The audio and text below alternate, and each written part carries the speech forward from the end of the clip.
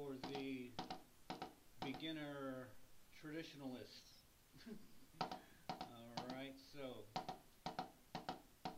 that's it. Kind of a drop, squeeze, control the rebound, throw it down and control the rebound. That's what it is. You're just controlling the rebound and making it sound the same.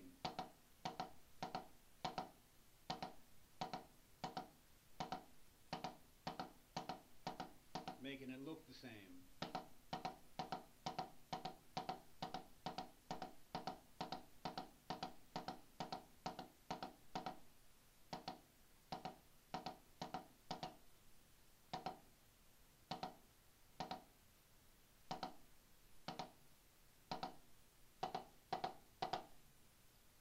You could do some rights.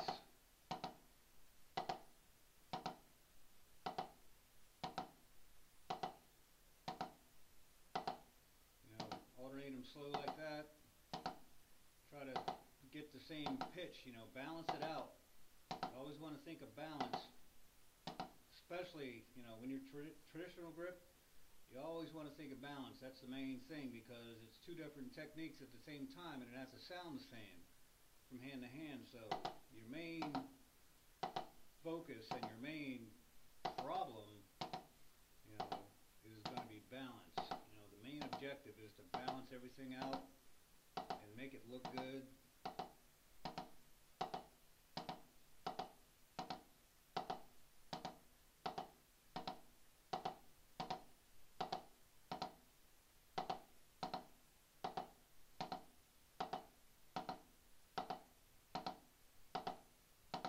I've got to get some new sticks. I think I've had these sticks for like 3 or 4 years.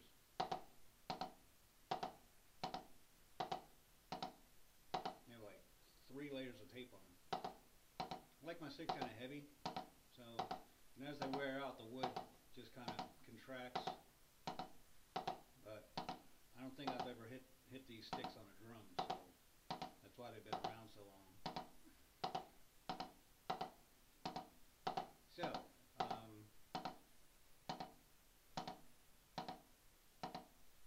It looks like I'm playing really high. I don't think I am, but it really looks like it is. Just for, I play with a little arm just because all that drum set stuff I do. So just get a little small turn. You don't have to play, use your arm so much.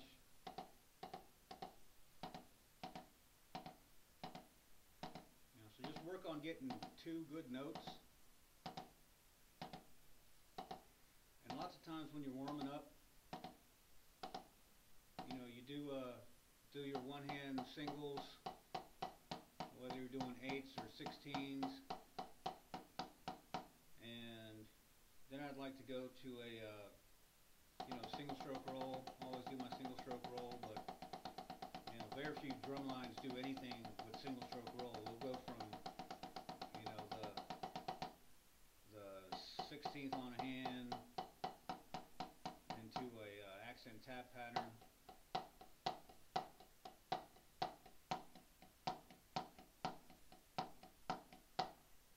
So you could do something like that.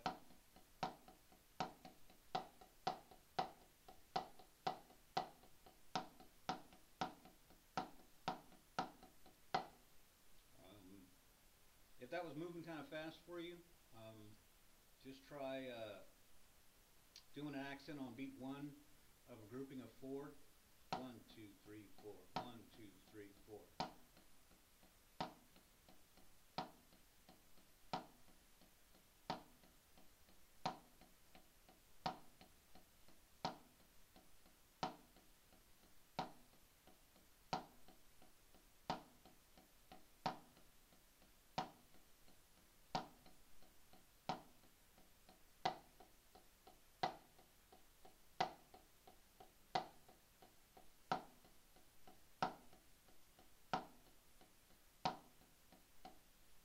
Usually warms your hands up a little bit to do some doubles, or then after I do that, I'd like to go to a hand-to-hand accent pattern.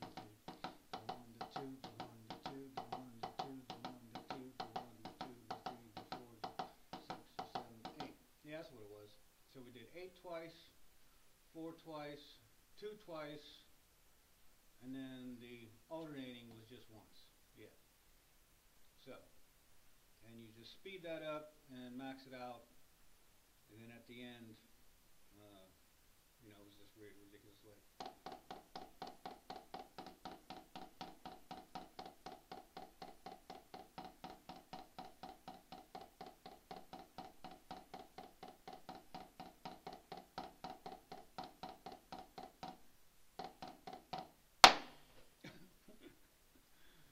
Alright, so after that, just go right into double stroke roll.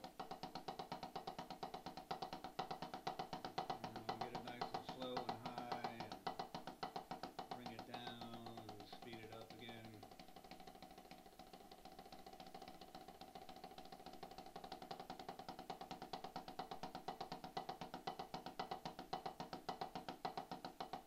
And I was talking to you about your turns, making sure your turn is nice and good.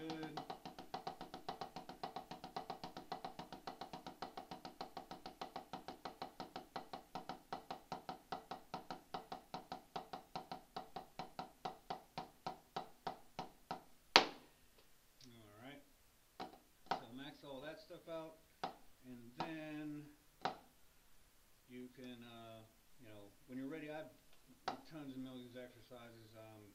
I'll start the pose posting them out pretty soon. I'm going to try to figure out how I can set a picture of them and then do a video about them and, you know, explain them in the video. But try to make up exercises to where you can combine certain things like accent tap patterns, hand-to-hand patterns, and then, you know, like one-hand diddles and then hand-to-hand diddles and accent patterns, paradiddles, and stuff like that. You know, just try to build your, you know, a practice regimen for yourself and a warm-up regimen for yourself so that you can play and kind of train and, you know, progress steadily without, you know, beating yourself up too bad. Okay.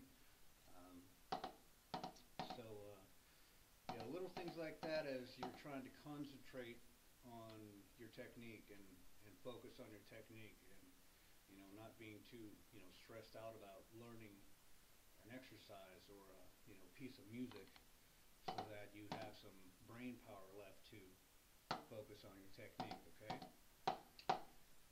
So just keep it there for now, and you know, just max out your diddles and try to get a good consistent sound between those first two notes.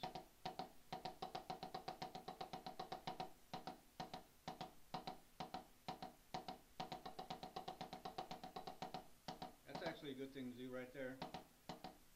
Do that for a bit.